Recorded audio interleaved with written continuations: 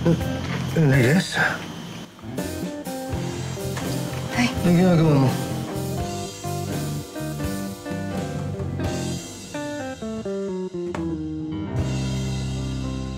Sir, pasensya na. Anong ginagawa mo dito? Di ba sir, tinext mo ako kagabi? Sabi niyo 2 bottles, kaya pinuntahan ko kayo dun sa tindahan. Nakita ko kayong bugbog sarado kaya inuwi na lang kita dito. Sorry, hindi ako nakauwi kagabi kasi nakas ng ulan. Tinext nga pala kita.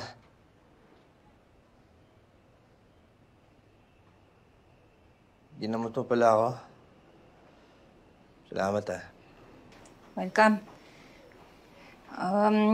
Sige na sir, mauna na ako. Yung mga suga...